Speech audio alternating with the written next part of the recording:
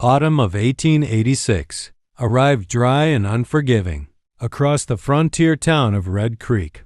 Settlement sat alone between endless grasslands and rugged hills, a place where men outnumbered women 10-1 and survival was often more important than kindness. The townspeople gathered as the final stagecoach of the season rolled into town beneath a cloud of dust. Most expected supplies, mail, and perhaps a few travelers. Instead, they saw a lone woman step down from the coach. Her name was Eleanor Hart.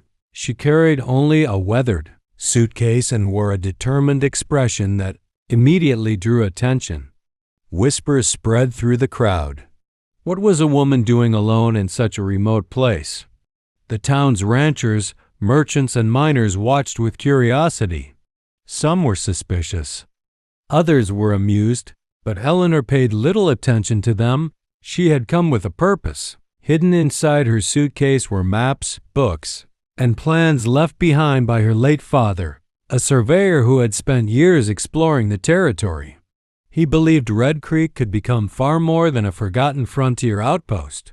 Most people laughed when Eleanor announced she intended to build a school. The frontier needed cattle, guns, and strong fences, not classrooms. Or so they believed. Among those who doubted her was ranch owner Samuel Turner, a widower who had lived in Red Creek for nearly 20 years. He respected hard work but had little patience for impossible dreams. Still, there was something about Eleanor's determination that caught his attention. As winter approached, the entire town waited to see whether the newcomer would fail, like so many dreamers before her. The first months were difficult. Eleanor faced resistance at every turn. The town council refused funding. Local businessmen dismissed her ideas. Some residents openly mocked her efforts. Yet every morning she continued working. She repaired an abandoned trading post and transformed it into a classroom. She visited ranches and homesteads, convincing families to send their children. One by one, students began arriving. The school quickly became more than a place for lessons. Families gathered there for meetings. Travelers shared news from distant cities. Farmers exchanged ideas about irrigation and crop production. Knowledge spread throughout the community. Even Samuel Turner found himself helping. At first, he simply repaired broken boards and fixed leaking roofs. Before long, he was spending evenings discussing Eleanor's plans for the future. Their friendship grew steadily.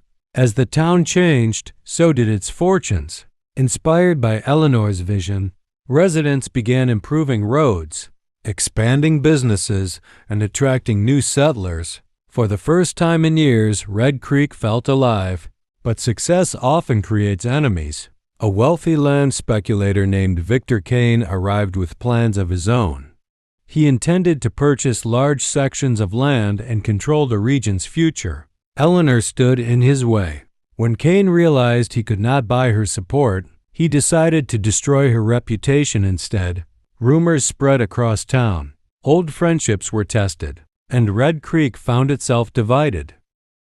The conflict reached its peak during the Springtown meeting. Victor Kane demanded control over development projects and attempted to convince residents that Eleanor's ideas would ruin the frontier. The meeting hall filled with tension. For a moment it seemed Kane might succeed.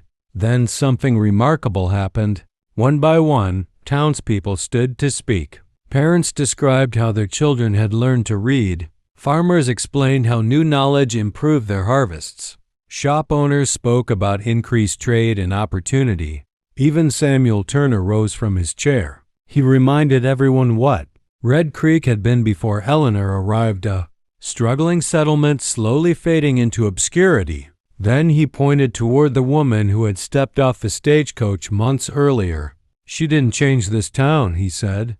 "She helped us believe we could change it ourselves." The room erupted in applause. Kane's influence collapsed. The people voted to continue Eleanor's projects and invest in the future she had envisioned.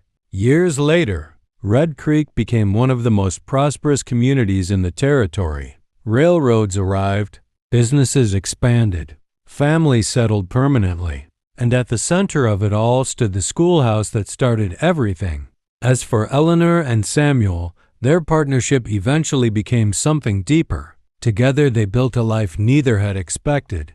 Long after the last stagecoach stopped coming, frontier families still told stories about the courageous woman who arrived alone and transformed an entire region.